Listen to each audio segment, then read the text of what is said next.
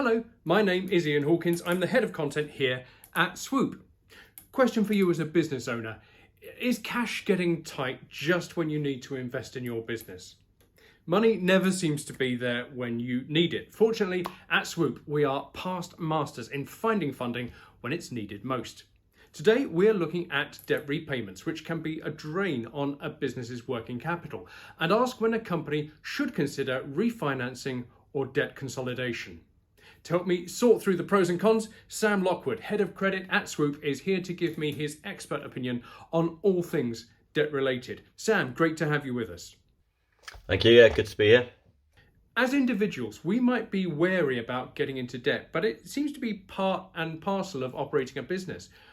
Why are the rules different for businesses? Well, my background is credit risk, so I'd always be careful about getting into debt, both personal and business. But debt does serve a useful function for businesses. Here at Swoop, we classify business finance into three categories: debt, equity, and grants. Many business owners love grants. They're free, and in most cases, you don't have to pay them back. However, they can be hard to come by, and they'll rarely cover a full cost of any kind of expense that you're looking to get the grant on. Equity is patient, but it can come with additional expertise and support, and you don't need to pay it back, which is obviously a big bonus. But you could lose some control, and it does water down your ownership of the business. It's also often quite slow in coming. The obvious exceptions to that is where existing shareholders inject additional funds. However, if it's not done equally across the shareholding, that can create problems. Not all shareholders have the available cash or desire to do that in most cases. Therefore, for many, debt is the most practical solution. They're not giving up equity, and they can relatively quickly secure larger sums to meet their needs. There are some other benefits in regards to debt, mainly debt interest and calculation of corporation tax, but I'm going to stay well away from anything related to tax. Refinance or consolidation, what should a business owner consider before they make a decision? The main thing to consider is, what is the business trying to achieve? Is it about reducing the overall cost of the debt, the amount paid back including interest and other costs? Or is it about reducing monthly cash repayment to free up additional cash per month in the short term? Or finally, is it about improving some of the other terms relating to the loan, like security?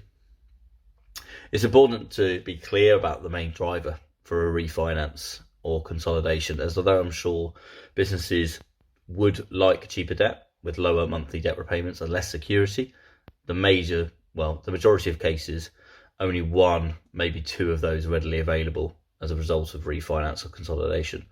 Understanding the priority for the business at the outset is crucial to what we do, the broker's role, and in finding you the best deal. What are the options once someone has made up their mind to refinance? Well, solutions are many and varied. They need to be tailored to your specific situation, but I'll run through a couple of scenarios just to give you a bit of a flavour. So one option could be a loan supported by a government recovery loan scheme. That could be in addition to existing debt or a bounce back loan, or as a refinance of another loan, potentially a CBILS loan.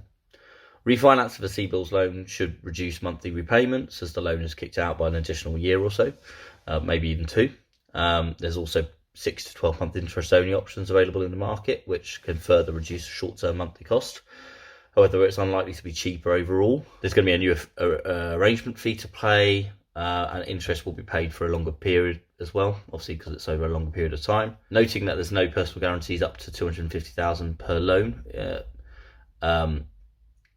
If not having to provide PGs is the absolute priority, then as long as there's good affordability and existing loan arrangements allow it, it is possible to have multiple recovery loan scheme loans with multiple lenders.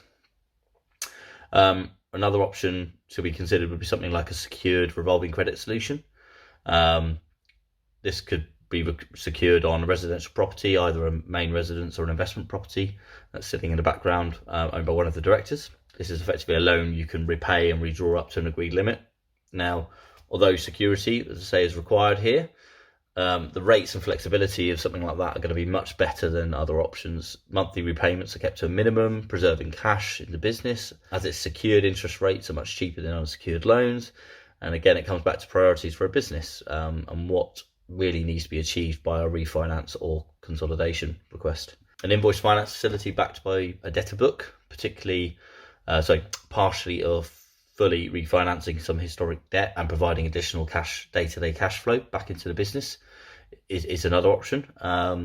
Again, that's a secured option, but for businesses who are anticipating real growth, this is a funding solution that can more readily scale with the business. For most businesses that offer credit terms, as their sales grow, their debtor balance also grows. It means more of their cash is wrapped up in funds owed to the company.